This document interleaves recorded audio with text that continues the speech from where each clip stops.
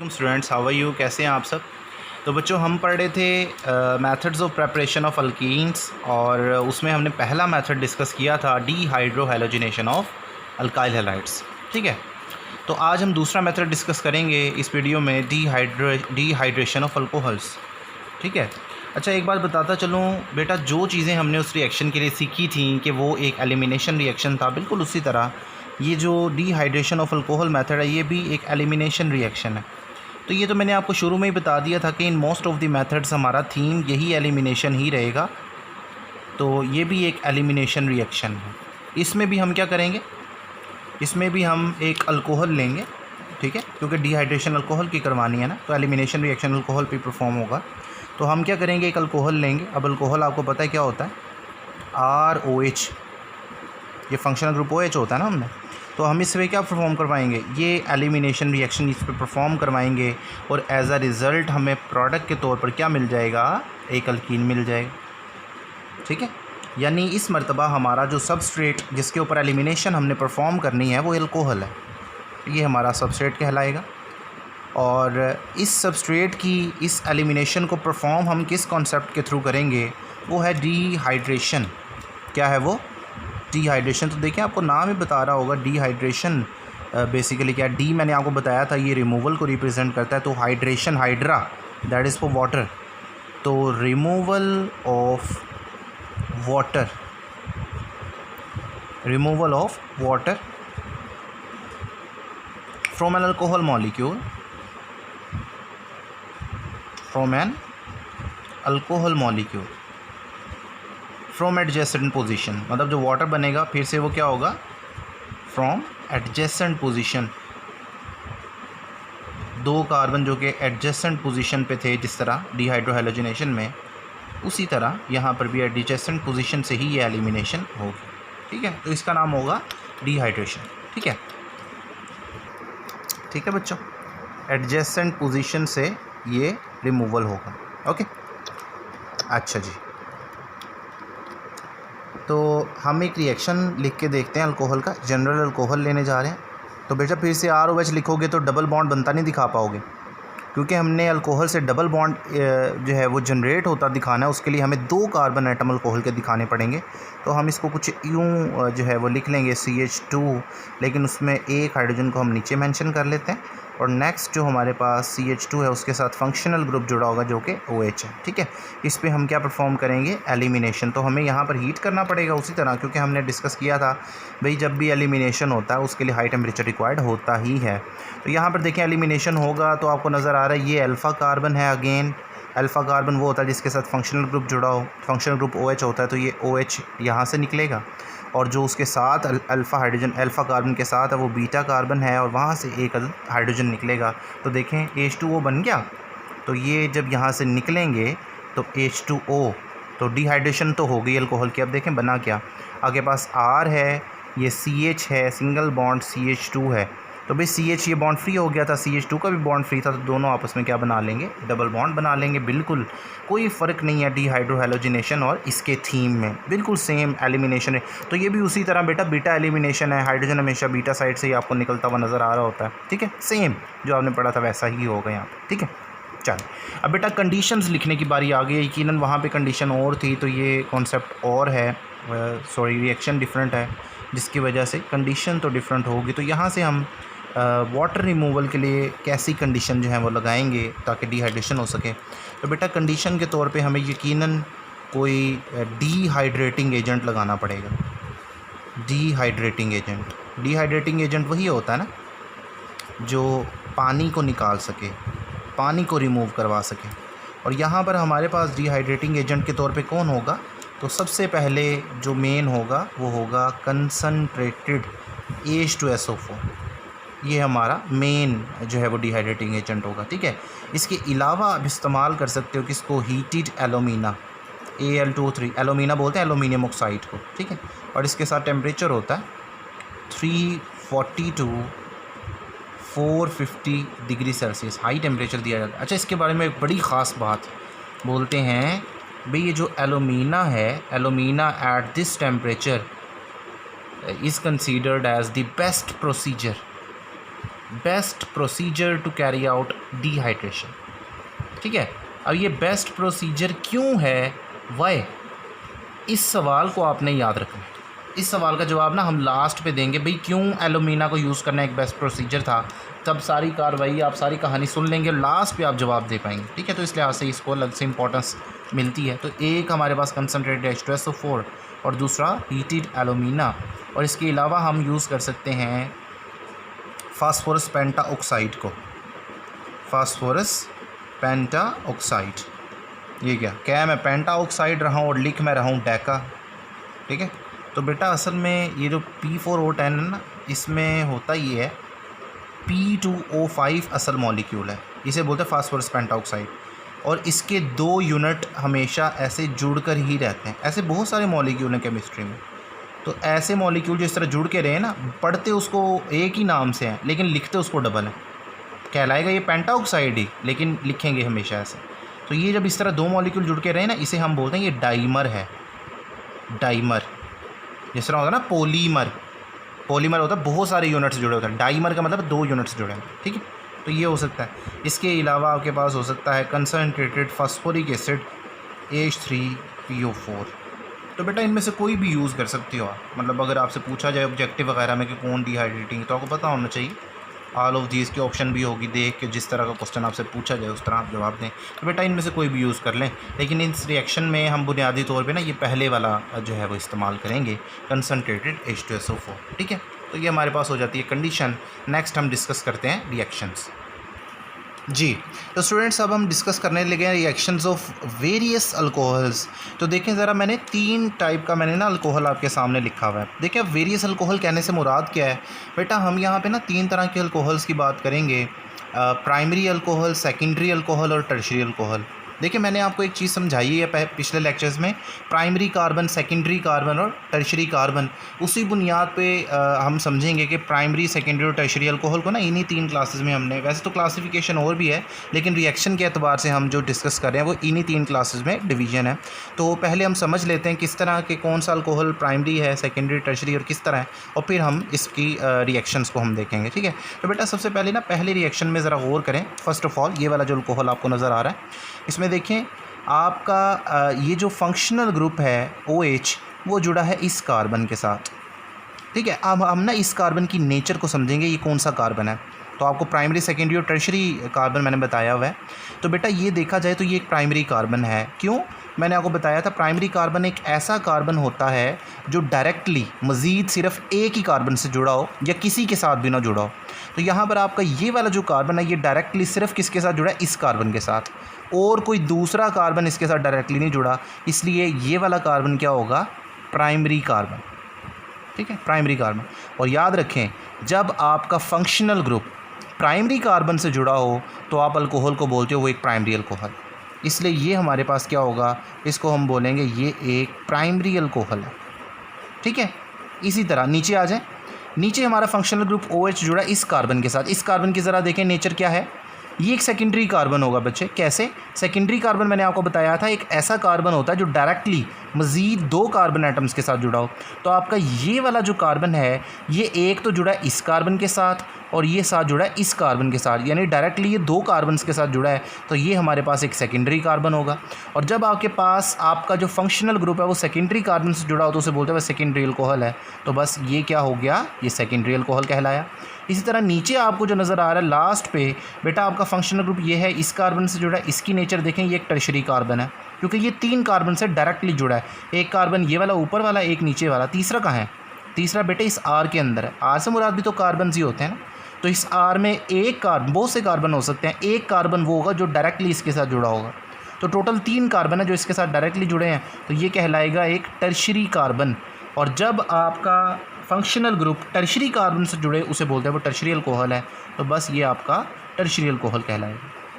ठीक है, अच्छा प्राइमरी, सेकेंडरी और टर्शियरी के लिए ना एक और टर्म होती है, उसे बोलते हैं फर्स्ट डिग्री, सेकंड डिग्री या थर्ड डिग्री। तो उसको ऐसे भी लिखा जाता है, first degree alcohol, second degree alcohol, या थर्ड डिग्री अल्कोहल, बात एक ही है। जो भी टर्मिनोलॉजी ज़्यादातर हमारी किताब प्राइमरी सेकेंडरी टर्शरी यूज़ करती है, हमने भी वही लिख दिया। अच्छा, इनकी जब डिहाइड्रेशन करवाएंगे तो देखिए किस तरह की चीज़ें सामने आती हैं। जब हम एक प्राइमरी अल्कोहल की डिहाइड्रेशन करवाते हैं तो बेटा कंडीशन के तौर पे जो H2SO4 इस्तेमाल होता है वो 75% H2SO4 हम इस्तेमाल करते हैं। अभी जो परसेंटेज लिखी हुई है ना 75%, ये इसकी ना कंसनट्रेशन को जाहिर करती है। मतलब 100% प्योर H2SO4 नहीं होगा, 75% भी बहुत प्योर होता है। बाकी 25% क्या होगा, वाटर, मतलब उसकी कंसनट्रेशन 75% होगी। साथ टेम्परेचर हमें देना पड़ेगा 140 डिग्री सेल्सियस से लेकर 170 डिग्री सेल्सियस तक। ये इसके लिए डिहाइड्रेशन के लिए कंडीशन है। और जब डिहाइड्रेशन होगी तो ये वाला OH यहाँ से निकलेगा प्राइमरी कार्बन से, और या अल्फ़ा कार्बन बोल दें, और यहाँ से हाइड्रोजन निकलेगा सेकेंडरी। तो देखिए ज़रा क्या बनेगा, आपके पास R होगा, यहाँ CH रह जाएगा क्योंकि एक हाइड्रोजन निकल गया, और सिंगल बॉन्ड ये CH2 है, नीचे से OH निकल जाएगा, तो दोनों का एक एक बॉन्ड फ्री है, डबल बॉन्ड बन जाएगा। सिमिलरली आपके पास जो अब सेकेंडरी अल्कोहल है उसके लिए देखें जी, डिहाइड्रेशन के लिए कंडीशन क्या होती हैं।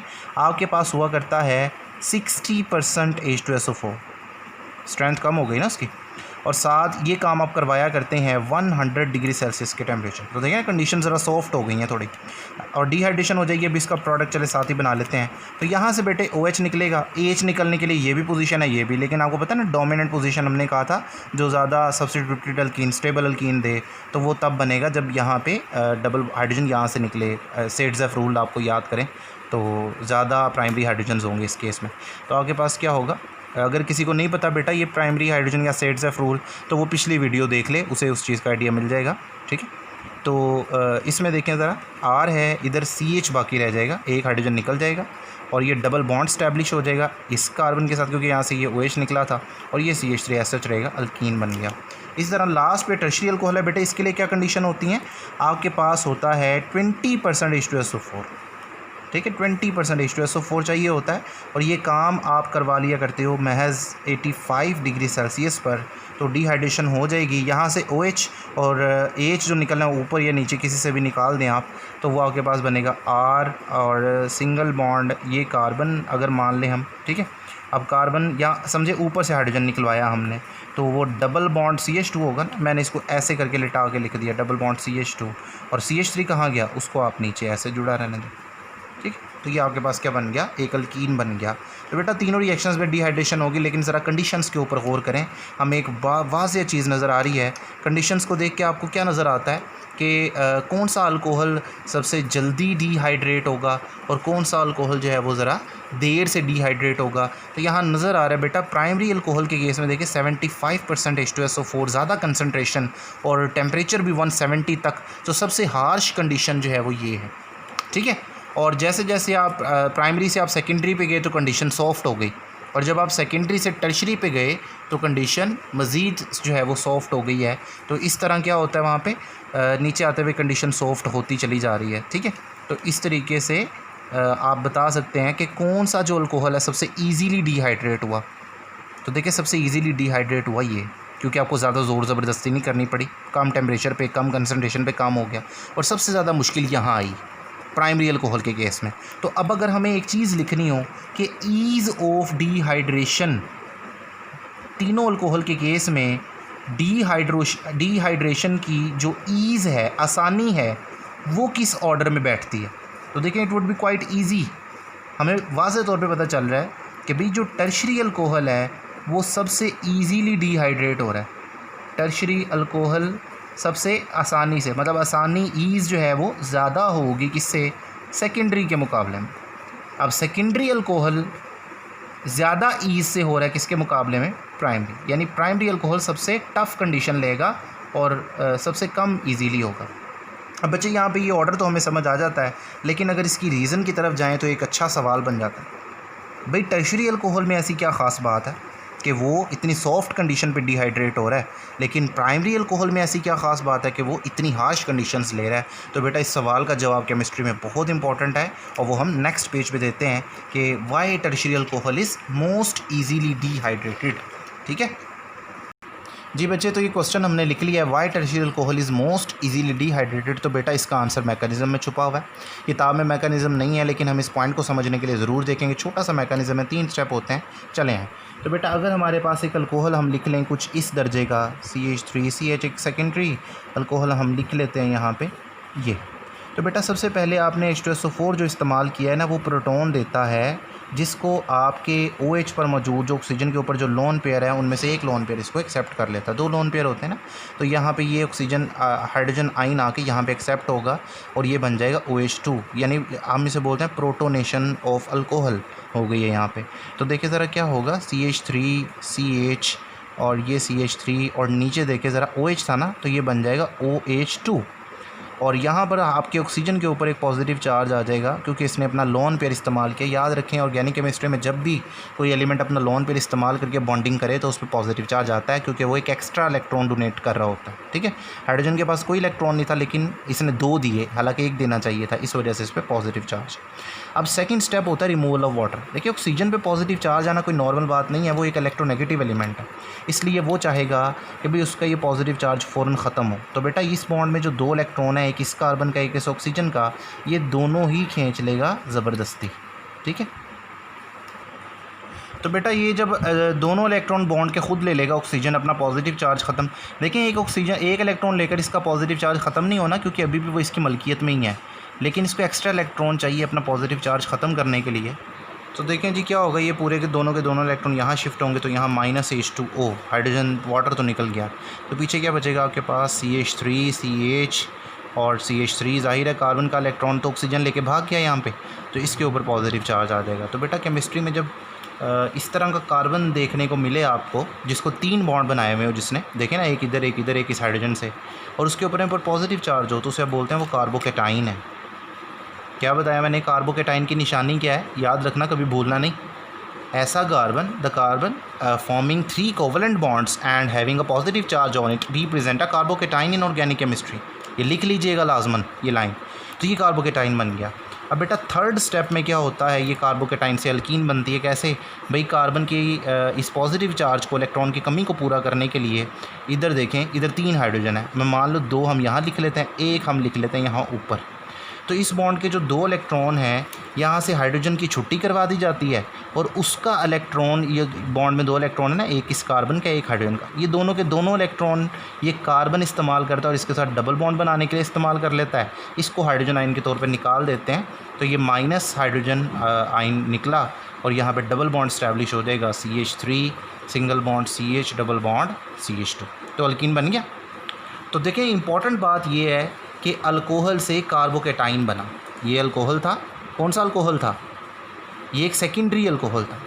तो एक सेकेंडरी अल्कोहल से एक सेकेंडरी कार्बोकेटाइन बना। अगर प्राइमरी अल्कोहल इस रिएक्शन को ओबे करता तो प्राइमरी अल्कोहल से प्राइमरी कार्बोकेटाइन बनता, और अगर टर्शियरी अल्कोहल यहाँ होता उससे टर्शियरी कार्बोकेटाइन बनता। मतलब ये है प्राइमरी अल्कोहल जब मैकेनिज़्म देता है, डिहाइड्रेशन देता है, तो वो बनाता है primary carbocation, primary carbocation. Secondary alcohol क्या करता है, वो बनाता है सेकेंडरी कार्बोकेटाइन। और टर्शियरी अल्कोहल क्या करता है, वो बनाता है टर्शियरी कार्बोकेटाइन। तो बेटा अब रिएक्टिविटी का फ़ैसला कैसे होगा, वो एक ऑर्डर के थ्रू होता है जो मैं आपको बता रहा हूँ। बेटा इन तीनों में से टर्शियरी कार्बोकेटाइन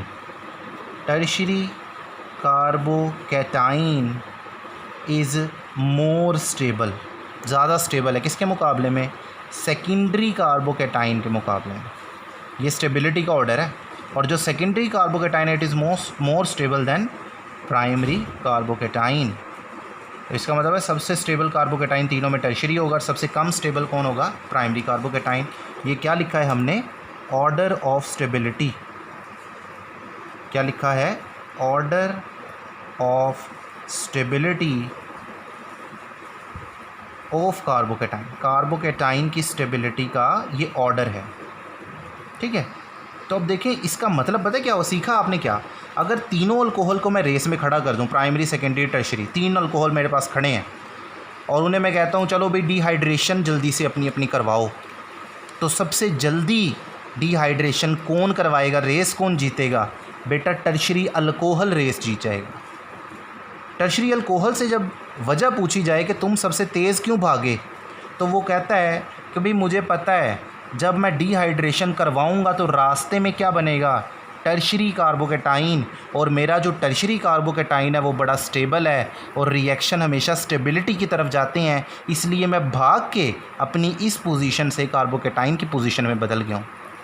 अब प्राइमरी से पूछें भाई तुम सबसे स्लो क्यों भागे हो, वो कहता है भाई देखें मैं जब डिहाइड्रेशन करूँगा तो मुझे भी पता है रास्ते में प्राइमरी कार्बोकेटाइन बनेगा और मेरा प्राइमरी कार्बोकेटाइन बहुत कम स्टेबल है और रिएक्शन तो स्टेबिलिटी की तरफ जाते हैं, तो मैं अपनी कम स्टेबल फॉर्म में जाना नहीं चाहता, मैं अल्कोहल की फॉर्म में ही रहना चाहता हूँ, इस वजह से मैंने डिहाइड्रेशन जल्दी नहीं दिखाई। सेकेंडरी तो प्राइमरी से तेज़ ही गया था क्योंकि ये प्राइमरी कार्बोकेटाइन जो है वो कम स्टेबल है, सेकेंडरी कार्बोकेटाइन प्राइमरी कार्बोकेटाइन से ज़्यादा स्टेबल है। तो आपको अब रीज़न समझ आया why tertiary alcohol is most easily dehydrated. तो हम क्या बोलेंगे, अब लाइन सुनिएगा, लिख लीजिएगा। आप बोलेंगे during the dehydration of alcohol there is a formation of carbocation in the mechanism and we know that tertiary carbocation is the more stable carbocation as compared to primary and secondary carbocation, therefore reaction goes towards stability and tertiary alcohol is most easily dehydrated। समझ गए? और अगर अब आपके जहन में ये सवाल आ जाए कि सर टर्शियरी कार्बोकेटाइन को क्या मसला है, ऐसी उसमें क्या ख़ास बात है कि वो सबसे ज़्यादा स्टेबल है, तो बेटा मैं आपको एक लफ्ज़ बता सकता हूँ जो आप हायर क्लासेस में पढ़ेंगे या 9वें चैप्टर में इसका थोड़ा सा तज़किरा इससे रिलेटेड बात का आएगा। एक टॉपिक होता है बेटा केमिस्ट्री में जिसे हम बोलते हैं हाइपर कॉन्जुगेशन। हाइपर कॉन्जुगेशन, तो बेटा ये जो हाइपर कॉन्जुगेशन का फिनोमेना है ये कार्बोकेटाइन की स्टेबिलिटी को डिसाइड करता है। किसी कार्बोकेटाइन के जितने ज़्यादा हाइपर कॉन्जुगेटिंग स्ट्रक्चर हों, किसी कार्बोकेटाइन के जितने ज़्यादा हाइपर कॉन्जुगेटिंग स्ट्रक्चर हों वो उतना स्टेबल होता है, और टर्शरी कार्बोकेटाइन के सबसे ज़्यादा हाइपर कॉन्जुगेटेड स्ट्रक्चर होते हैं। तो इसलिए बोलते हैं due to more number of hyperconjugating structure tertiary carbocation is the more stable, और प्राइमरी के सबसे कम हाइपर कॉन्जुगेटिंग स्ट्रक्चर होते हैं, इस वजह से ये लीस्ट स्टेबल है। ठीक है बच्चों, चलें अब इसके बारे में बस एक इम्पॉर्टेंट पॉइंट हमारा रह गया, वो डिस्कस करते हैं। तो बेटा ये इम्पॉर्टेंट पॉइंट जो है वो हमने लिखा है। देखिए शुरू में मैंने आपको कहा था एक क्वेश्चन कि जिसका जवाब मैं लास्ट पे दूंगा, वो ये था कि एलुमिना को इस्तेमाल करें तो ये एक बेस्ट प्रोसीजर है डिहाइड्रेशन का। ठीक है, तो उसकी रीज़न मैं आपको समझाने लगा हूँ। तो बेटा जब ये डिहाइड्रेशन हो रही होती है ना, तो वहाँ पर एक रीअरेंजमेंट का फिनोमिना हुआ करता है। मतलब आपको पता है ना कार्बोकेटाइन बन रहा है, अब आपने ऑर्डर पढ़ा है टर्शरी कार्बोकेटाइन स्टेबल है सेकेंडरी से, सेकेंडरी कार्बोकेटाइन स्टेबल है प्राइमरी से। अगर आप एक ऐसे अल्कोहल को लेके चलें तो देखें जब पहला स्टेप होगा और सेकंड स्टेप होगा तो यहाँ से वाटर निकलेगा और यहाँ पॉजिटिव चार्ज आ जाएगा और ये कार्बोकेटाइन बनेगा, इसे बोलते हैं प्राइमरी कार्बोकेटाइन। अब देखिए प्राइमरी तो लीस्ट स्टेबल है। अब अगर पॉसिबिलिटी हो इसके स्ट्रक्चर में तो ये प्राइमरी कार्बोकेटाइन ख़ुद को सेकेंडरी में बदल लेता है। जैसे यहाँ से ये इस कार्बन से एक प्रोटॉन यहाँ शिफ्ट हुआ, ये CH3 बन गया, अपने इलेक्ट्रॉन जो है वो यहाँ से ले के आया, H- के तौर पे ये शिफ्ट होती है हाइड्राइड आयन के तौर पे, तो यहाँ इलेक्ट्रॉन की कमी हो जाती है और एक हाइड्रोजन की कमी, तो ये रह जाता है CH ओनली और प्लस चार्ज आ जाता है। अब ये देखेंगे सेकेंडरी कार्बोकेटाइन, क्योंकि ये जो सेंट्रल कार्बन ये 2 से डायरेक्टली जुड़ा है, ये 1 से ही जुड़ा था, तो कार्बोकेटाइन ख़ुद को रीअरेंज कर लेते हैं अपनी मर्ज़ी से। आप चाह भी नहीं रहे होते, लेकिन रिएक्शन चूँकि स्टेबिलिटी की तरफ जाता है, बनने वाला प्राइमरी कार्बोकेटाइन ऑटोमेटिकली ख़ुद को सेकेंडरी कार्बोकेटाइन में बदल लेगा। तो मुझे बताएं, आप तो प्रोडक्ट चाह रहे थे इससे, आप डबल बॉन्ड चाहते थे यहाँ पर, लेकिन सेकेंडरी में कन्वर्जन की वजह से डबल बॉन्ड यहाँ बनेगा, तो आपका जो डिज़ायर्ड प्रोडक्ट है वो नहीं बन पाएगा। इस वजह से हम बोलते हैं कि ये इतना अच्छा मेथड नहीं है, क्योंकि कार्बोकेटाइन रीअरेंजमेंट की वजह से प्रोडक्ट वो नहीं मिलता समटाइम जो आप चाहते हैं, बल्कि चेंज हो जाता है ड्यू टू रीअरेंजमेंट रिएक्शन। अब बेटा अगर आप यूज़ करते हैं ना Al2O3 को, एलुमिना को, और साथ टेम्परेचर प्रोवाइड करते हैं 340 to 450 डिग्री सेल्सियस का, तो बेटा एलुमिना इस रीअरेंजमेंट को रोकता है। एलुमिना सप्रेस का मतलब होता है ना रोकता है, suppress this rearrangement of carbocation. तो अगर आप एलुमिना यूज़ करेंगे तो आपको फिर अपनी मर्ज़ी का प्रोडक्ट मिलेगा, क्योंकि रीअरेंजमेंट तो हो ही नहीं पाएगी। इस वजह से हमने बोला था कि एलुमिना को इस्तेमाल करना क्या है एक बेस्ट प्रोसीजर। ठीक है बच्चों, तो बेटा डिहाइड्रेशन ऑफ अल्कोहल के बारे में हर तरह की डिटेल हमने डिस्कस कर ली है। उम्मीद है तमाम सवालात आपसे हल हो पाएंगे। पेपर के लिए बहुत इंपॉर्टेंट रिएक्शन था, ख़ास तौर पे जो 3 रिएक्शन हमने लिखे थे प्राइमरी सेकेंडरी टर्शरी का अलग अलग कंडीशन के तौर पे, बहुत इंपॉर्टेंट रिएक्शन है। तो आपने इसको अच्छे से प्रिपेयर करना है, अच्छे से प्रैक्टिस करनी है। तो बेटा अभी के लिए अपने टीचर अरसलान को, केमिस्ट्री के टीचर को बाय कह दें। आज के लिए इतने काफ़ी है। अल्लाह हाफिज़।